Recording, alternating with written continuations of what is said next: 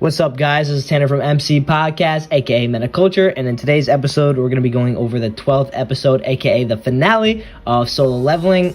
If you guys didn't know, that Season 2 is confirmed for the next year or two, I believe, and there's going to be much more coming out. I think this has got a lot more hype, and it just shows how good this show is, that they're already ready to pop out another one, and they're even talking about, the future of Solo Leveling in terms of even past the Season 2, which is nice.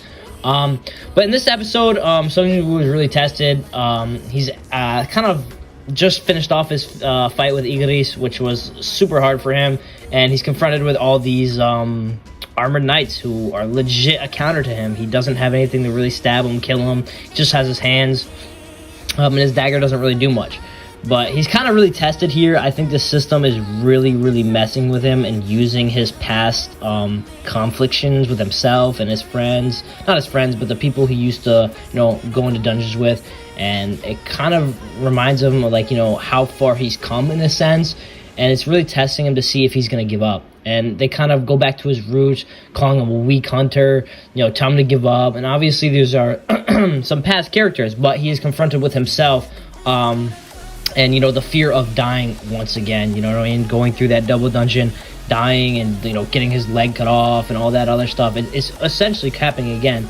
And he was just saying, why keep doing something dangerous, and it's really the system is really testing him to see if he's going to move forward, if he's going to give up. And obviously, he gets saved by the emergency quest, not emergency quest, the penalty zone, where he is sent to the sand pretty much biome, where there's a bunch of giant caterpillars or centipedes, and crazy shit happening. But either way, the part where they did the confrontation between Jinwoo and his past self, I think they did that almost as good as the webtoon, in a sense where it had its own uniqueness and kind of creepiness, where you see that kind of blended blue and black into his eyes. It's really cool. I think they had their own take on how that was.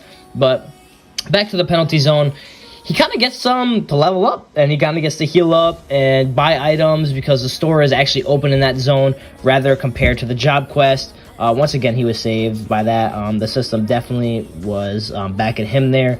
But other than that, he's kind of reminded of everything he has, which is his sister and his mom. And he gets the Night Killer, and he uses the stone he got from Igris, which is basically the Force.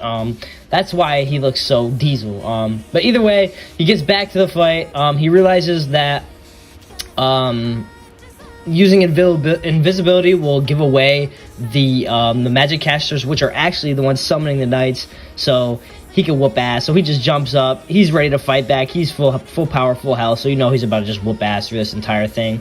A big specific part of this episode was the picture of Jinwoo holding 2 daggers. And I think they honestly did this once again just as good as the webtoon. It obviously has its own unique twist.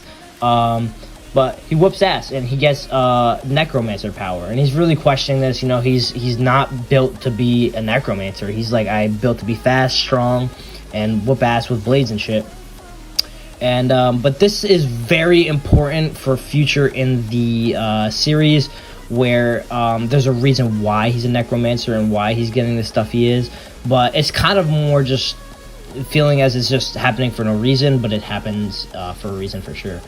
And if you see the scenes with the chairman of the Hunter Association and the vice chairman, they're basically talking about Jinwoo. They need a new power. The dungeon's just way too unknown and too strong, and they just need somebody who's going to be different, who's going to be be able to be a little bit different and power around, because nobody is able to move past their initial level, unlike him. And all in all, I think this was a great finale. It highlighted the summoning of the shadows. Super cool. The one thing, and I mean the one thing I have to complain about this episode, was arise, all right? Okiro, which means, I think, wake up, or in this case, arise. Maybe it can mean different things, but I was definitely feeling something different. I was wondering if they were going to say it in English to make it feel as powerful, but, I'm not going to complain too much. It's just a word. And I would just be stuck in the webtoon too much if I was really upset about that.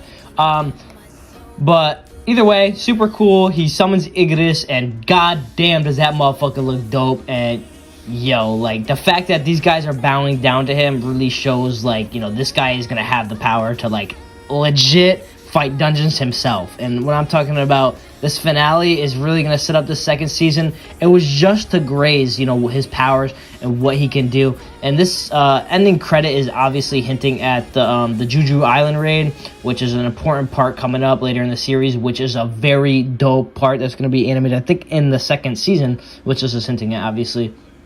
But all in all, sick finale. It didn't want to go too crazy because it's just leading up to that next one. And I think we got enough from this season where, you know, we can understand, you know, where this is going. And we don't need too much to happen. But it was a great episode.